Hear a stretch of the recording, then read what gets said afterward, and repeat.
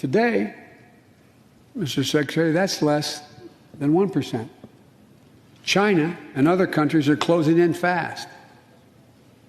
We have to develop and dominate the products and technologies of the future.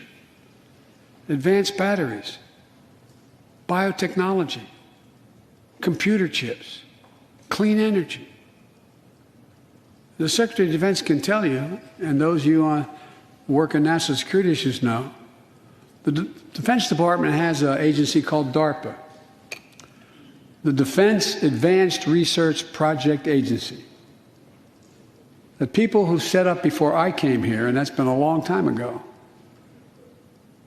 to develop breakthroughs that enhance our national security. That's their only job. And it's a semi-separate agency. It's under the Defense Department. It's led to everything from the discovery of the internet to GPS and so much more that's enhanced our security. The National Institute of Health, the NIH, I believe, should create a similar advanced research projects agency for health. And here's what it would do. It would have a singular purpose: to develop breakthroughs to prevent, detect, and treat diseases like Alzheimer's, diabetes, and cancer. I'll still never forget when we passed the cancer proposal in the last year I was vice president. Almost $9 million going to NIH. And if excuse the point of personal privilege, I'll never forget you standing, Mitch, and saying, "Name it after my deceased son." It meant a lot. But so many of us have deceased sons, daughters, and relatives who died of cancer. I can think of no more worthy investment. I know of nothing that is more bipartisan. So let's end cancer as we know it. It's within our power. It's within our power to do it.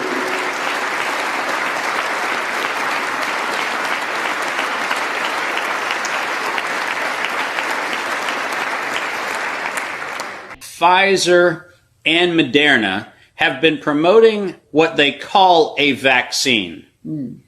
Now, for those of you who don't really think about it, you have thought about it, because the public thinks that when you say vaccine, one of at least two things is happening. First is, whatever you're getting is going to keep you from being infected by some sort of pathogen. So that's assumption number one. Assumption number two is that somehow or another, if you get that vaccine, somehow you're doing your public health bit to make sure that you don't transmit it to other people. Yes. Right?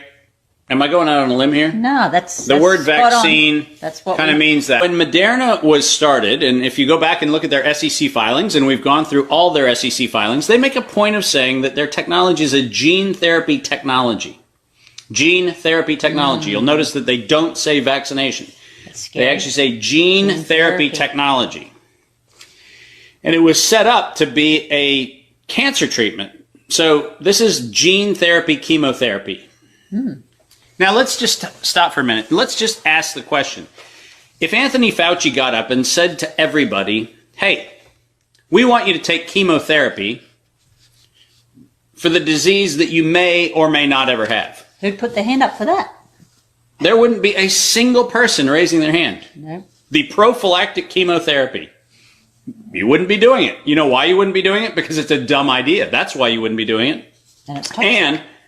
And states wouldn't be able to mandate it, and employers wouldn't be able to mandate it. No employer would be able to mandate a chemotherapy for a disease that you don't have. That would not be a legal thing to do. But they called their technology gene therapy technology. They made a big point of saying that this was not investigational new drugs. This was gene therapy technology. This belonged in the Center for Biologics, potentially even the CDRH, the Center for Device and Radiologic Health. This thing is actually not a vaccination. Two important operative definitions. Immunity is protection from an infectious disease.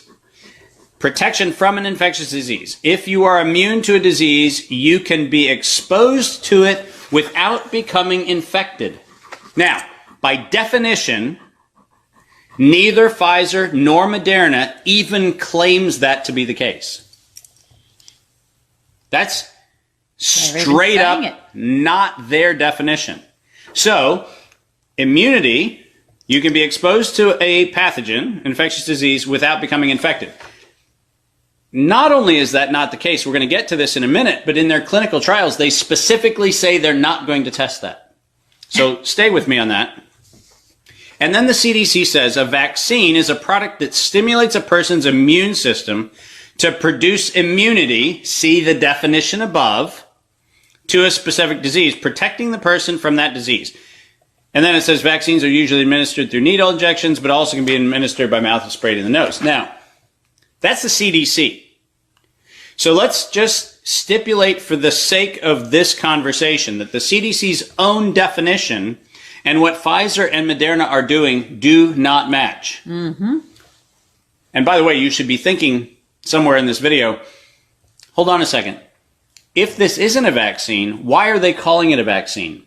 From the Iowa Code, vaccine, and I'm quoting, means a specially prepared antigen administered to a person for the purpose of providing immunity.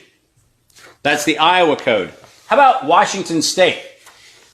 Vaccine means a preparation of a killed or attenuated living microorganism.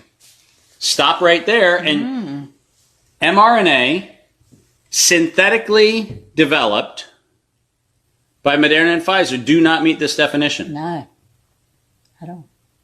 Or a fraction thereof. It's not a fraction of a living thing or a killed thing because it's neither living nor killed. They are explicitly synthetic gene therapies. They are not vaccines as defined by the statute.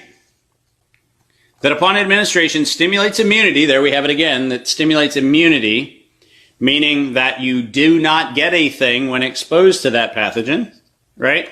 Yep. That protects us against disease and is approved by the Federal Food and Drug Administration as safe and effective.